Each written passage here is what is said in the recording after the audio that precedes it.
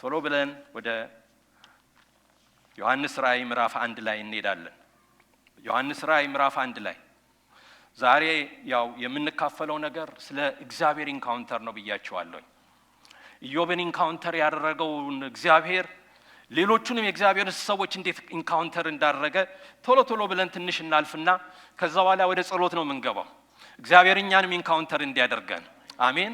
እግዚአብሔር እኛንም እንዲዳስሰን በሱ መነካት እንዲሆንልን ክብር ለአምላካችን ይሁን።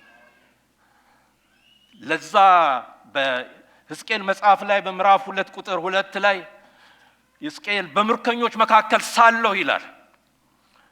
በእስረኞች መካከል ሳለሁ መንፈስ መጣ ይላል። አሜን። መንፈስ መጣ። የእግዚአብሔር ኢንካውንተር ሕዝቅኤልን አገኘው።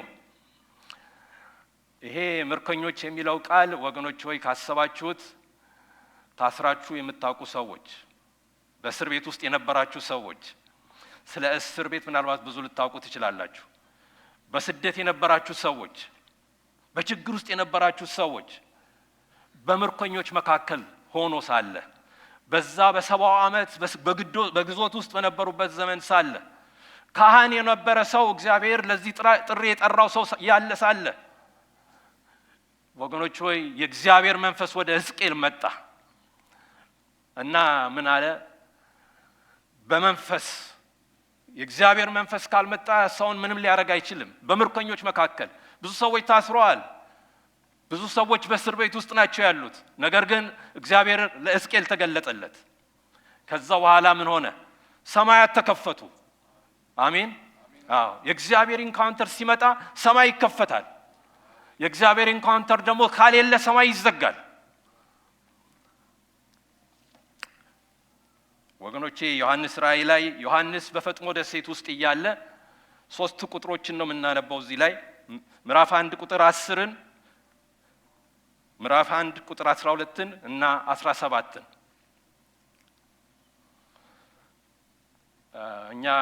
እኔ በማጠናበት በባይብል ስተዲ ውስጥ መቼም ላስቀናችሁ ፈልጋለሁኝ። በጣም እንቁ የሆኑ ሰው ልጆች አሉ እዛ ውስጥ እና መጽሐፍ ቅዱስ ውስጥ ስናጠና አንደኛ ወንድማችን ምን ይላል? ቆይ ትንሽ ታገሱኝ ሐሳቤን ላደራጅ ይላል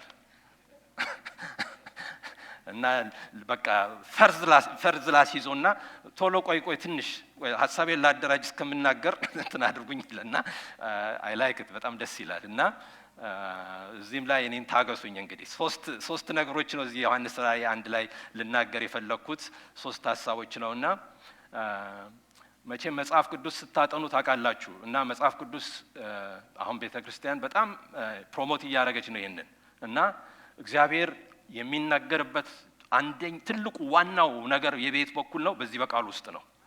በዚህ በቃል ውስጥ ነው እና የምናጠናው የዕብራውያን መጽሐፍ ነው ታውቃላችሁ። ብዙዎቻችን አብረን እናጠናለን ይሄንን ነገር እና እግዚአብሔር ለአባቶቻችን በብዙ ጎዳና ተናገረ ይላል። በብዙ ጎዳና ተናገረ። በአሁን ደግሞ በመጨረሻ ዘመን ላለን ለኛ በምኑ ተናገረን? በምን ተናገረን? በቃሉ በልጁ በኢየሱስ ክርስቶስ በኩል በዚህ በቃሉ ተናገረን ይላል እና እግዚአብሔር የሚናገርበት ትልቁ መንገድ ዋናው መንገድ ቃሉ ነው እና በቃሉ ገበታ ስር የተቀመጡ ሰዎች ልዩ አይነት የልብ ደስታ ነው የሚሆንላቸው። በቃ በሕግ ደስ አለኝ ይላል።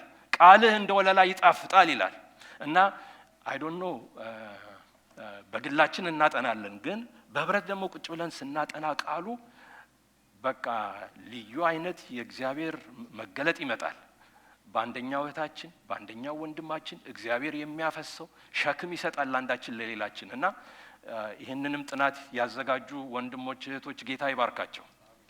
በቃ አይ ቲንክ የጊዜውም ቃል ይመስለኛል የዚህ ዕብራውያን መጽሐፍ ኢንኮሬጅ ላደርጋችሁ ስለፈለግኩ ነው ጉባኤም በሙሉ እና የጊዜው የሲዝኑ ቃል ይመስለኛል። በብዙ ቤተ ክርስቲያናቶች ይሰበካል ይሄ ቃል፣ እንደ መጽሐፍ ቅዱስም ይጠናል። በተለያየ ቻናሎች ስትሰሙ ስታዩ ይሄ የዕብራውያን መጽሐፍ በብዙ ቦታ አለ።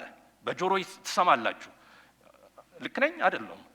ልክ ነው። እና አለ ይሄ ነገር እና ምንድነው እግዚአብሔር ያዘጋጀው ገበታ ውስጥ ገብቶ መብላት። በቃ ከትምህርቴ ትንሽ ወጣ ብያለሁ፣ ግን ግድ የለም ጥሩ ነገር ነው። ይሄ የእግዚአብሔር ቃል ምንድነው? ዳዊት እንደማር ጣፈጠልኝ ያለው የሚጣፍጥ ሆኖ እንዲበላ ዝም ብሎ ሕግ ብቻ ሆኖ በእጃችን እንዳንይዘው የተከለከለውንና የሚሻለውን ነገር ማወቅ የምንችልበት ሚስጥር ያለው በዚህ ውስጥ ነው። ዝም ብለን የምንሄድበት መንገድ አይደለም። የምናነበውም ቃል አይደለም። ቃልህን አሰላሰልኩ ይላል፣ እንዲከናወንልህም ይላል ለኢያሱ። ቀንና ሌሊት ምን አድርገው አስበው ይላል። እና ይሄ ማሰብ የሚለው ቃል ሜዲቴት ማድረግ ማለት ነው አይደል? ሜዲቴት ማድረግ ማኘክ ማለት ነው፣ ማላመጥ ማለት ነው ማኘክ። ስለዚህ ይሄን ቃል ስናላምጥ፣ ይሄንን ቃል ስንበላ ወገኖች ሆይ የሚከናወን በህይወታችን ውስጥ አለ። የሚከናወን ነገር እግዚአብሔር የሚፈጽመው ነገር አለ። ስለዚህ እንደ ጉባኤ እግዚአብሔር ወዳዘጋጀው ገበታ በፍጥነት በሩጫ መሄድ አለብን ወገኖች ሆይ። በፍጥነት ወደ ኋላ የቀረንም ሰዎች አላመለጠንም፣ እንግባበት ያ ነገር ውስጥ። በቃ በህብረት ውስጥ ነው እግዚአብሔር ያለው በረከት። ከህብረት ውጪ በሆነ ነገር ውስጥ የእግዚአብሔር ነገር አይሰራም ወገኖች ሆይ። እግዚአብሔር በተቀመጠበት ስፍራ ላይ ባለበት ስፍራ ላይ እኛ ስንገኝ ምን አለ? በረከቱ አለ። ወንድሞች በህብረት ቢቀመጡ ምንድነው? መልካም ነው ይላል፣ ያማረም ነው ይላል። በረከትን እግዚአብሔር በዛ ምን አድርጓል? ይሄ ጉባኤ አይሰማም እንዴ? የኔ ጆሮ ነው። አዟል። አዎ አዟል። እግዚአብሔር ያዘዘው ነው። ስለዚህ ከህብረት ውጪ ምንም ነገር የለንም፣ ልናደርግም አንችልም። ስለዚህ አንዳንድ ጊዜ መጽሐፍ ቅዱስ ሰዎች ለምን አናጠናም? የማናጠናበት ምክንያት በህብረት ምንድን ነው ምክንያታችን? ከኑሮ ጫና ከተለያየ መንገድ የስ ተቀባይነት አለው። ከዛ ውጪስ ምንድን ነው ምክንያቶቻችን? ይሄንን በጣም በእውነተኛ ልብ መነጋገር ያስፈልገናል። በኢንኮሬጅመንቱ ጥሩ ነው፣ ግን በሌላው ሳይድ ደግሞ ምክንያቶቻችንን በእግዚአብሔርም ፊት ማምጣትና ማስቀመጥ አለብን። ህብረታችንን የሚያጠነክረው ሌሎች ወንድሞቻችንን እንድንወድ የሚያደርገን ከሌሎች እህቶቻችን ጋር ያለንን ህብረት እንድንቆርስ የሚያደርገን ነገር ምንድነው ከተባለ ህብረት ነው። በህብረት ውስጥ ደግሞ የእግዚአብሔር ቃል ነው። አሜን። አዎ። ስለዚህ እኔ ፕሮሞት ለማድረግ የመጣሁት የቤተክርስቲያንን ማስታወቂያ አይደለም፣ ግን የእግዚአብሔርን ቃል ነው። ቤተክርስቲያን የምትናገረው ማስታወቂያ ደግሞ የእግዚአብሔርን ነገር ነው። ከዛ ውጪ የላትም። አሜን እንበል። አዎ። እና ለመግባት እንሩጥ። በጣም ዘመኑ ሩቅ ነው ወገኖች፣ ቅርብ ነው። ዘመኑ ቅርብ ነው። በጣም ቅርብ ዘመን ነው ያለው። ስለዚህ የሚናወጥ መንግስት ነው ያለው ይላል። በሚናወጥ ዘመን ውስጥ ነን ያለ ነው። ስለዚህ አንሼከብል በሆነ መንግስት ውስጥ ለመግባት የፈለግን ሰዎች ካለን በዚህ ቃል ዙሪያ መቀመጥ ያስፈልገናል። እና ደግሞ ብዙ የሚጠቅም ነገር ያላችሁ ሰዎች አላችሁ በዚህ ውስጥ። አንዳችን ለሌላችን የምናካፍለው ብዙ ነገር አለ። ለአንዳችን ለሌላችን የምንሰጠው የከበረ ነገር አለ። እግዚአብሔር በውስጣችሁ እንደ ኢዮብ በሌሊት መጥቶ በሹክሹክታ የነገራችሁን ነገር የምታካፍሉበት ቦታ አለ እዛ። ስለዚህ ወንድሞቼና እህቶቼ ምን ይሁን ማለት ነው? ወደዚህ ቃል ገበታ እንምጣ። ቤተክርስቲያን በዚህ በማለዳ እሑድ ላይ የምታደርገው ባህሪው የምንካፈላቸው ነገሮች ጥሩ ሆነው ሳሉ ግን የበለጠ ግን ህይወታችንን ሊያለመልምና ሊያጠነክር የሚችለው ነገር ምንድነው ካላችሁ በህብረት የምንቀመጥበት ስፍራ ነው። በግላችንም የምናጠናው ነገር አስፈላጊና ወሳኝ ነው። በሳምንት የሃፍ አን አወር ነገሮችን ይዘን ብቻ ምግብ በልተን በህይወታችንም እንደማንኖር ሁላችንም ኦፍ ኮርስ የእግዚአብሔር ሰዎች ነን። እግዚአብሔርን የምንወድ ክርስቲያኖች ነን፣ አማኞች ነን። በየማለዳው በየማታው በቀን ውስጥ የእግዚአብሔርን ቃል ለማጥናት ልባችን እንደሚቸኩልና እንደምናደርገው አምናለሁ፣ አውቃለሁ ሁላችንም። ግን ደግሞ እንደገና በዛ ላይ ተጨማሪ የሚሆንልን ነገር ህብረት ውስጥ አብረን ተቀምጠን የምናጠናው የምንካፈለው ነገር አስፈላጊ ነው። ጥሩ ነው ያልኩት። እግዚአብሔር ይባርካችሁ። ዮሐንስ በታሰረበት በዛ በፈጥሞ በእጁ ሰንሰለት ተቀምጦለት ባለበት በዛ ስፍራ ክርስቲያኖች በሚሰደዱበት ዘመን ውስጥ ስለ ኢየሱስ ክርስቶስ የወንጌል እውነት ለሚኖሩት ሰዎች ፈተና በነበረበት እነ ኔሮ በነበሩበት ዘመን ላይ ዮሐንስ በሌላ ዳይሜንሽን ውስጥ እግዚአብሔር አስገባው። እስራት ነው፣ ታስሮ በሰንሰለት በፈጥሞ ደሴት ውስጥ ነው የሄደው የሰው። ነገር ግን በዛ ቦታ እያለ ችግሩን ሳይሆን ዮሐንስ ምን ይላል?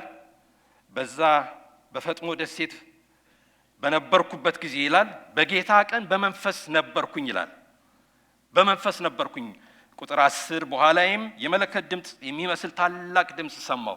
እንዲህም የሚለውን በመጽሐፍ ጽፈህ ወደ 7ቱ ቤተክርስቲያኖች ላክ አለኝ። የሚናገረኝንም ድምጽ ለማየት ዞር አልኩኝ ይላል።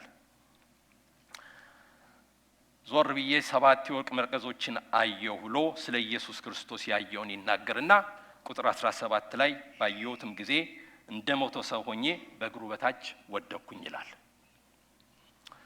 በእግዚአብሔር ፕሬዘንስ ለመነካት የመጀመሪያው ነገር ቁጥር 10 ላይ በመንፈስ መሆን ነው። በመንፈስ መሆን ነው።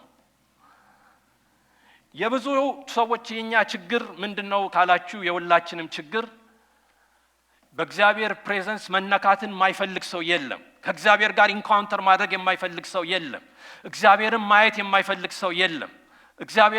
በእግዚአብሔር መነካትን የማይፈልግ ሰው ማንም ሰው የለም። ነገር ግን ችግራችን ምንድነው ካላችሁ በእግዚአብሔር መንፈስ አለመሆን ነው። ከመንፈስ ቅዱስ ጋር ህብረት አለማድረግ ነው። የመንፈስ ቅዱስን የሱን መምጣት ወደኛ አለመቀበል ነው። ስለዚህ ዮሐንስ ከችግሩ በላይ አልፎ የእግዚአብሔር መንፈስ በሱ ውስጥ አለፈ። ያንን አስተናገደ። መንፈስን አስተናገደ። ስለዚህ ያለበት ስፍራ የማይመች ስፍራ ነው። አስቸጋሪ ስፍራ ነው። ልክ እንደ ኢዮብ በህመም የታመመበት ስፍራ ነው፣ ቦታ ነው። ሁኔታው ከባድ ሁኔታ ውስጥ ነው ያለው። በህመም ውስጥ ያለ ሰው፣ በችግር ውስጥ ያለ ሰው የእግዚአብሔርን ድምጽ ለመስማት በሹክሹክታ በሌሊት ጆሮውን ከፍቶ ህመሙን ከማዳመጥ የበለጠ ያደርጋል ወይ ብላችሁ ካጠየቃችሁ ከባድ ጥያቄ ነው። የጥያቄ አንድ የገባው ነገር ካለ በስተቀር ዮሐንስ በዚህ ስፍራ ላይ ሆኖ በመንፈስ ነበርኩኝ ይላል። በመንፈስ ነበርኩኝ። በእግዚአብሔር መንፈስ የጠለቁ ሰዎች፣ በእግዚአብሔር መንፈስ ኢመርስድ የሆኑ ሰዎች፣ በእግዚአብሔር መንፈስ ሶክድ የሆኑ ሰዎች፣ ታችድ የሆኑ ሰዎች የሚቀጥል ነገር አላቸው። ወደሚቀጥለው ደረጃ ዮሐንስን እግዚአብሔር ወሰደው ወደሚቀጥለው ነገር ውስጥ። ከዛ በኋላ ለነኚህ መልእክት ለምሰጥ ቤተክርስቲያናቶች የምትጽፈውን ነገር፣ የምትልከውን፣ የምትናገረውን ነገር ይሄንን ጻፍ ብሎ ተናገረው። መልእክት ሰጠው፣ መልእክት አስታጠቀው። ያለ እግዚአብሔር መንፈስ መናገር አይቻልም ወገኖች ሆይ። ያለ እግዚአብሔር መንፈስ መልእክት መስጠት አይቻልም። ያ የምንሰጠው መልእክት ካለን ከስጋችን ነው። ግን ዮሐንስ በምን መንፈስ ተነርቶ? የእግዚአብሔር መንፈስ ሲናገረው እግዚአብሔር መጣና መልእክት አለኝ ለ7ቱ ቤተክርስቲያናቶች ይሄንን ጻፍ አለው። በዛ በኤሲያ ማይነር የነበሩትን ቤተክርስቲያኖች ስም እግዚአብሔር ጠርቶ መልእክት ነገረው። ስለዚህ ዮሐንስ የሚናገረኝንም ድምጽ ለማየት ምን አረኩኝ ይላል? ዞር አልኩኝ ይላል። ባለፈው ሳምንት አሌክስ ሲያካፍለን ነበር የጌታን ቃል ኢሳይያስ መጽሐፍ ምዕራፍ 6ን። ኢሳይያስ ሌላው እግዚአብሔር ኢንካውንተር ያደረገው ሰው ነው እና ኢሳይያስ ሲናገር እግዚአብሔር ከሰማይ ጋር ኢሳይያስን ሲያገናኘው የነበረበትን ቻሌንጆች በሙሉ 5ቱን ምዕራፎች አዘግቶ ወደ ሌላ ምዕራፍ አስገባው አይደል? ያንን ነበር ስንካፈል የነበረው። አሌክስ ጌታ ይባርክ፣ ጥሩ መልእክት ነው ያካፈለን ላስት ዊክ። በቃ እግዚአብሔር ከ5 ወየውላችሁ ወደ 6ኛው ወየውልኝ አመጣው። ኢሳይያስን 6ኛው ምዕራፍ ላይ ሲመጣ ማለት ነው። በእግዚአብሔርን ያየ ሰው እጆቹን ወደ ሌላ ሰው አያደርግም፣ ወደ ራሱ ነው የሚያደርገው። ያንን ነበር ስንሰማ የነበረው። እግዚአብሔርን ያየ ሰው ለፍርድ አይቸኩልም። የሚናገረው የተቀበለው ነገር ስላለ፣ የሚያየው ነገር ስላለ ወዳየው ነገር ነው ኢሳይያስ በዛ ስፍራ ያደረገው። እና ኢሳይያስ አጥርቶ ተመለከተ። ዲቴልስ የሆኑ ነገሮችን ነው ኢሳይያስ የተመለከተው። መቼም አስደናቂ መልእክት ነው ኢሳይያስ በምዕራፍ 6 ላይ የነገረን በዛ ምዕራፍ 6 ውስጥ። እና ትናንሽ ነገሮች እንኳን ሳይቀሩ ተመልክቷል። እግዚአብሔር በዙፋኑ ላይ ተመልክቶ እንደገና ደግሞ እነ ሱራፌልን ተመለከተ። ዲቴልስ የሆኑ ነገሮችን አሁን እዚህ መድረክ ላይ ምን ነገር ታያላችሁ ብላችሁ ምናልባት ይሄንን ፒያኖ ይሄንን ታያላችሁና እዚች ጋር ያለችውን ሶኬት ለማየት ግን በጣም ከባድ ነው። ከዚህ ውስጥ ሁሉ ይሄን ለማየት ያስቸግራል። ግን በእግዚአብሔር ኢንካውንተር ሲደረግ ግን ኢሳይያስ ዲቴልስ የሆኑትን ነገሮች ሁሉ ተመለከተ። ከእግዚአብሔር አንጻር ሲታይ እነ ሱራፌል ምንድናቸው? በጣም ምንድናቸው? ትንሽ ናቸው። ዙፋኑ ላይ እግዚአብሔርን ተመለከተ። ከዛ ደግሞ ዘ ሴም ታይም ዲቴል የሆኑትን ነገሮች ተመለከተ። ልክ እንደ ዮሐንስ ለማየት ዞር አልኩኝ ይላል። በእግዚአብሔር መንፈስ ሲነካ ለማየት ምን አደረኩኝ? ዞር አልኩኝ ይላል። እግዚአብሔርን ማየት ወገኖች ሆይ መቼም ሰማይ ጥሩ አንጸባራቂ ምንድነው? መነጽር ነው። ሰማይን ያየ ሰው እግዚአብሔርን ያየ ሰው የሚያይበት ቴሌስኮፕ በጣም ጠንካራና ምንድነው? ሻርፕ ነው። በጣም ሻርፕ ነው። ዲቴልስ ነገሮችን ማየት ይችላል። ከሰማይ ጋር የተገናኘ ሰው፣ ከእግዚአብሔር መንፈስ ጋር የተያያዘ ሰው፣ በእግዚአብሔር መንፈስ ሶክድ የሆነ ሰው ምን ይሆናል? ዲቴል ነገሮችን ማየት ይችላል። የጎደለውን ብቻ ሳይሆን የሞላውን ነገር ኢሳይያስ ተመለከተ። እግዚአብሔርን በዙፋኑ ላይ ተመለከተው። ዙፋኑን የሞላው ትችት አይደለም። ዙፋኑ ላይ የሞላው ኃጢአት አይደለም።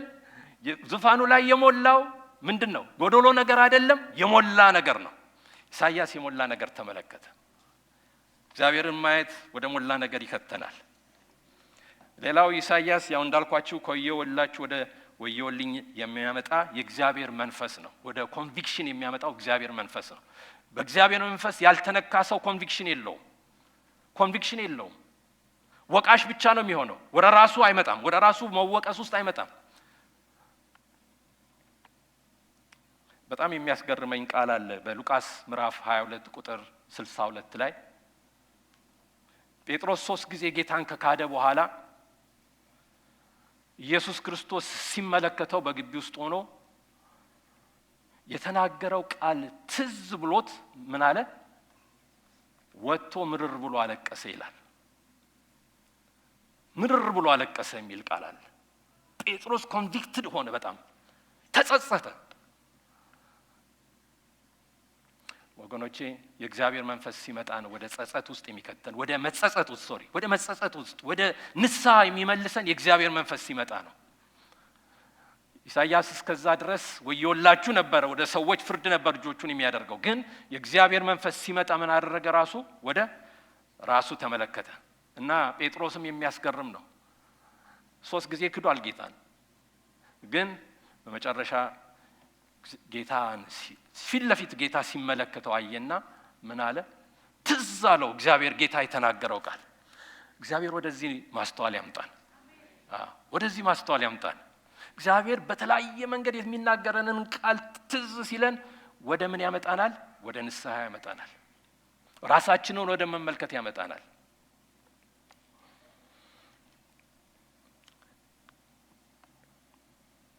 አነጻው። ከዛ በኋላ ያው ኢሳይያስን እንደምናውቀው የእግዚአብሔር መንፈስ ወደ ኢሳይያስ በመጣ ጊዜ ፍም ይዞ መጣ መልአኩ። ምን የሚያደርግበት? አፉን አንደበቱን የሚዳስስበት። ላስት ዊክ ስንሰማ ነበር የእግዚአብሔርን ቃል። ከአንገት በላይ የሆነ እኔ አሁን አሌክስ ባለፈው ሳምንት ሲናገር ከአንገት በላይ የሆነ ሐኪም የሚባል አለ አይደል? እኛ የምናውቀው እዚህ ግን እኔ ምላስ ታከመ የሚባል ሐኪም አከመ የሚል ሰምቼ አላውቅም በእርግጥ። እና ያው ከአንገት በላይ ስለሆነች ምላስም ማለት ነው።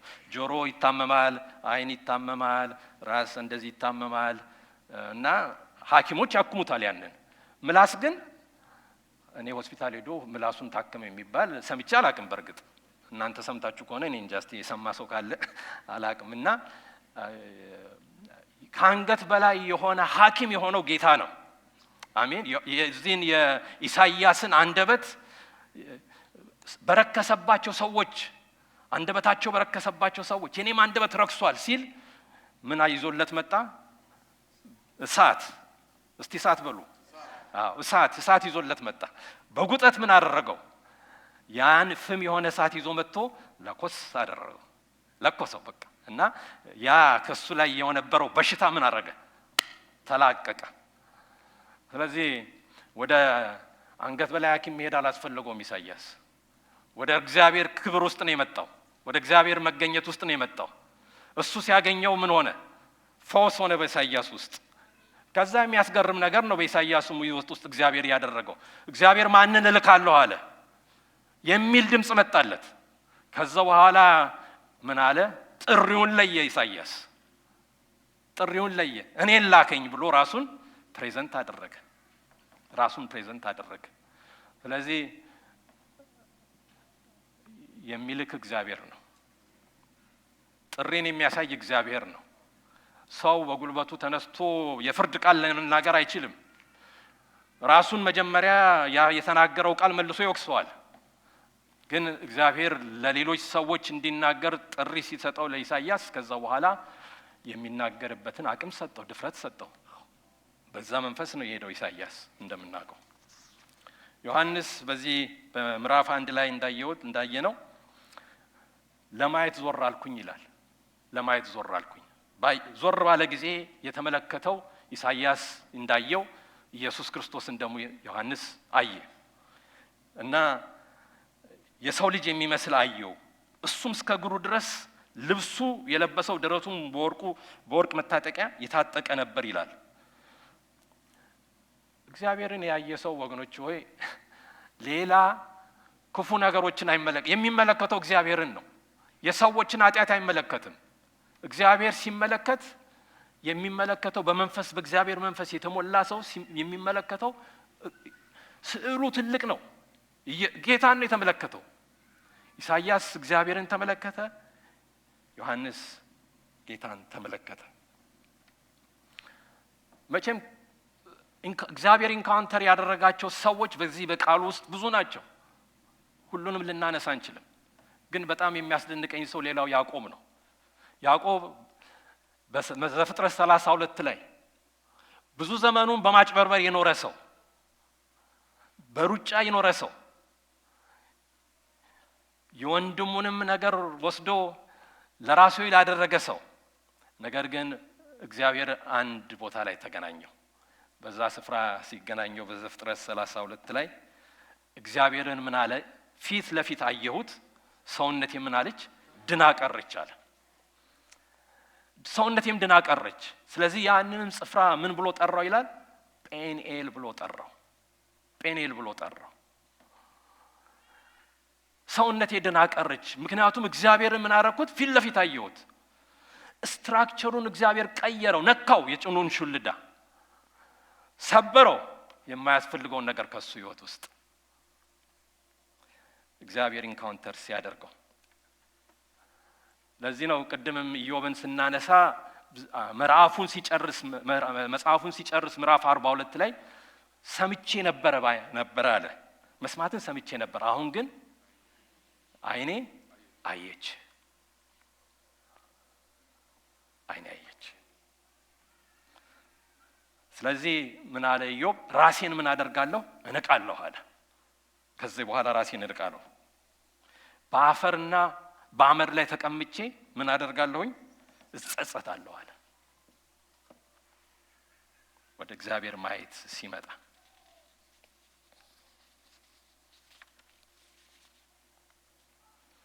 ዳንኤልም በመጽሐፍ ምዕራፍ 8 ቁጥር 18 ላይ ሲናገረኝም ደንግጬ በምድር ላይ በግንባሬ ተደፋው፣ እርሱም ዳሰሰኝ፣ ምን አደረገኝ ይላል? ቀጥ አድርጎም አቆመኝ ይላል። ስለዚህ የመጀመሪያው ነገር ዮሐንስ ሲነካው በመንፈስ ነበረ። ከዛ ቀጥሎ የሚናገረኝ ድምጽ ለማየት ምን አደረኩኝ? ዞር አልኩኝ ይላል። ቀጥሎ መጨረሻ ላይ ምዕራፍ 1 ቁጥር 17 ላይ ባየሁትም ጊዜ እንደሞተ ሰው ሆኜ በእግሩ በታች ወደኩኝ ይላል። ሶስተኛው ስቴጅ መሞት ነው። ሶስተኛው ስቴጅ ራስን መካድ ማለት ነው መሞት። ዮሐንስ የመጀመሪያው ደረጃ በመንፈሱ ተጠመቀ። በቃ በእግዚአብሔር መንፈስ ውስጥ ገባ። ሰው በእግዚአብሔር መንፈስ ተነክቶ እግዚአብሔርን አይቶ ራሱን ካልካደ ይሄ ነገር ትክክል አይደለም። ራሳችንን እንጠይቅበት ብዙ ነገር አለ። አምልከን እግዚአብሔርን ቃል ሰምተን ሌላው ደግሞ እንደገና ስጋችን እንደገና በሌላ በኩል ደግሞ እለት ምን አድርጉት ይላል? ስቀሉት ይላል። ካልሰቀልን ስጋችን ከባድ ነው፣ አስቸጋሪ ነው።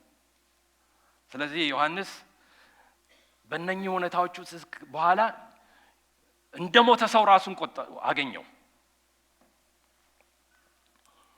ብዙ ጊዜ ያው የማነጽ ትምህርት ነበር ላስት ዊክ ስንማር እንደነበረው ያልሞቱ ነገሮቻችን ናቸው ቤተክርስቲያንን የሚያስቸግሯት። ያልሞቱ ሰዎች ክምችት ብዙ ስላለን ነው ቤተክርስቲያንን የምናስቸግራት። ጌታን የምናስቸግረው ቤተክርስቲያን ስል የጌታን ቤት ከጌታ ጋር ያለንን ጉዞ ምልልስ ማለቴ ነው። አንዳንድ ጊዜ ስለ ቤተክርስቲያን ሰው ሲናገር ከቤተክርስቲያን አስተዳደር ጋር ብቻ ሰው ያያይዘዋል። ኖ አይደለም። የቤተክርስቲያን ራስ ኢየሱስ ክርስቶስ ነው። አሜን እንበል። ኢየሱስ ክርስቶስን ኢየሱስን ስናሳዝ ነው፣ ኢየሱስን ስናስቸግረው ማለት ነው። ቤተክርስቲያን የማንም አይደለችም። ቤተክርስቲያን የክርስቶስ ነች። በዋጋ የገዛት እሱ ነው። ደሙን ያፈሰሰላት እሱ ነው። መሪዎች ከሱ የተሰጡ ስለሆኑ ከነሱ ስር ሆነን ደግሞ በመታዘዝ እንኖራለን፣ እናገለግላለን። አሜን። ስለዚህ በቤተክርስቲያን ውስጥ ከባድ ፍትጊያ ያለው ብዙ ችግር ያለው ያልሞቱ ሰዎች ስለበዛን ነው። ያልሞትን ሰዎች ስለበዛን ነው። በመንፈሱ ተጠምቀናል የምንል ሰዎች፣ እግዚአብሔርን አየን የምንል ሰዎች፣ ነገር ግን ያልሞትን ሰዎች ወደዚህ ሶስተኛው ደረጃ ላይ ካልመጣን ወገኖቼ በእግዚአብሔር ኢንካውንተር መሆናችን ሙሉ አይደለም። ሙሉ የሚያደርገው ራሳችንን በክርስቶስ መስቀል ስል የመጨረሻው እኮ ጉዳይ ኢየሱስ ክርስቶስ ራሱን አሳልፎ በመስቀል ላይ ምን ሲሆን ነው? ሲሞት ነው። ሞት ወይ መውጊያ የታለ የተባለበት የተሸነፈበት።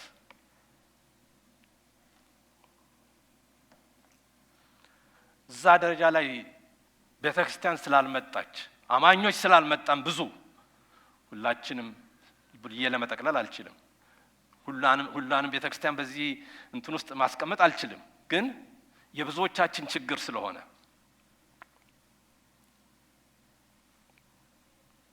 ብዙ የሚያንጠባጥቡ ነገሮች በህይወታችን ውስጥ አሉ። ብዙ የሚያንጠባጥቡ ነገሮች በአብያተ ክርስቲያናት ውስጥ አሉ።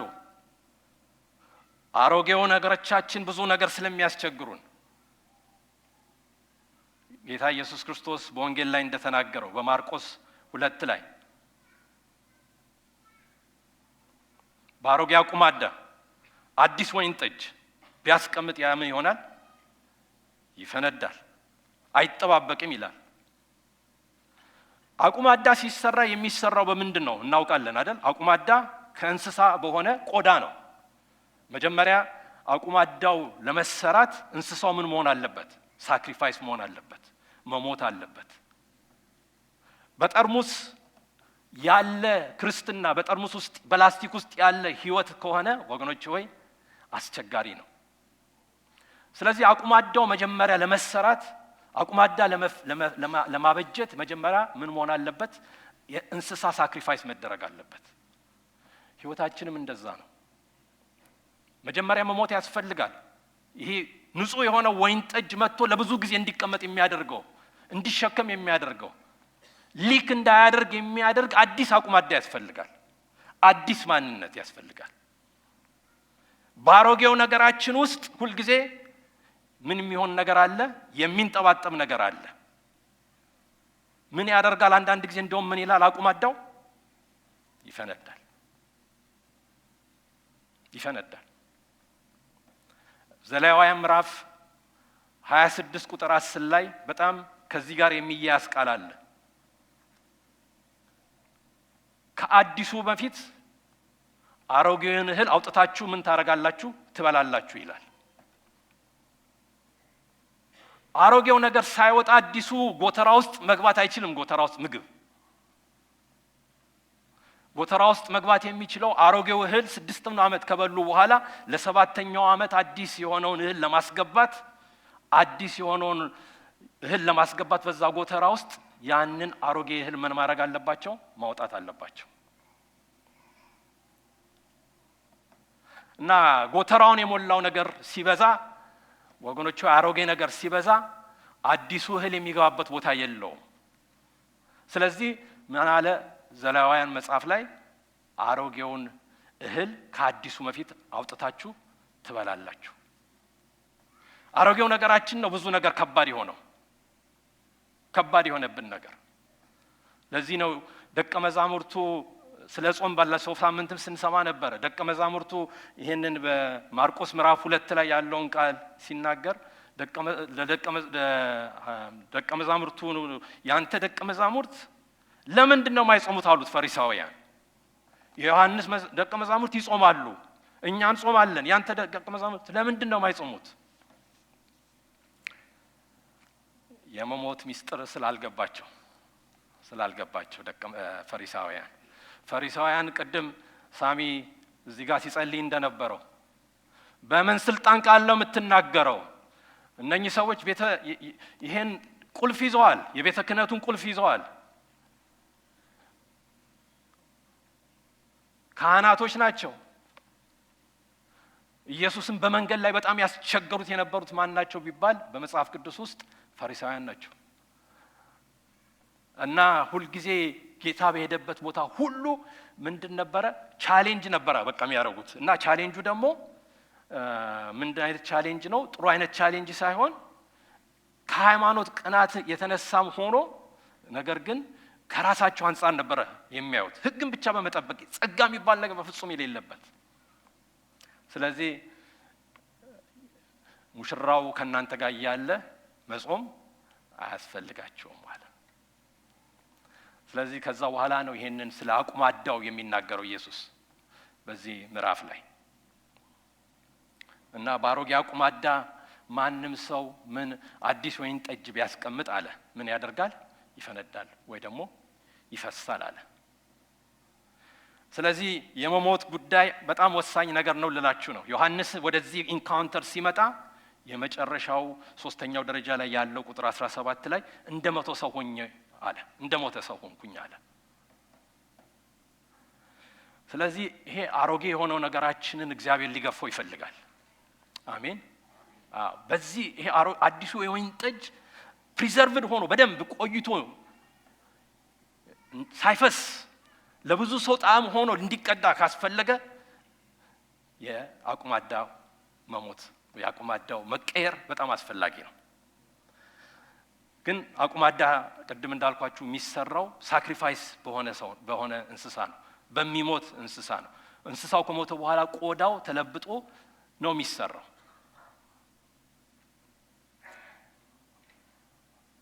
ስለዚህ የሆነ ዘመን ከተወሰነ ዘመን በኋላ ደግሞ የአቁማዳ ምን ይሆናል? ይሄ የወይን ጠጅ ፈርመንትድ ስለሚሆን ብዙ ጊዜ ምን ያደርገዋል? አቁማዳው ምን ያደርገዋል? ይበላዋል። ስለዚህ በተወሰነ ዘመን ምን መሆን አለበት? አቁማዳው መቀየር አለበት። ኮንቴንቱ ሳይሆን ኮንቴነሩ ማለት ነው። ኮንቴነሩ መቀየር አለበት። ኮንቴነሩን እናንተ ነን። እግዚአብሔር ሊያድሰን ይፈልጋል በየጊዜው። ይሄ ስጋችን አስቸጋሪ የሆነው ነገራችንን በየጊዜው ምን ማድረግ አለብን? ከጌታ ጋራ በመሆን ከጌታ ጋራ ኢንካውንተር በመሆን እግዚአብሔር ሊያድሰው ይፈልጋል። ስለዚህ አዲሱን ሰው ምን አድርጉት? ልበሱት። ዮሐንስ በዚህ ላይ የእግዚአብሔር ኢንካውንተር ሲመጣ ምን አደረገው? እንደሞተ ሰው ሆነ። ስለዚህ አንዳንድ ጊዜ አንዳንድ ነገር በቤተ ክርስቲያን ውስጥ ብታዩ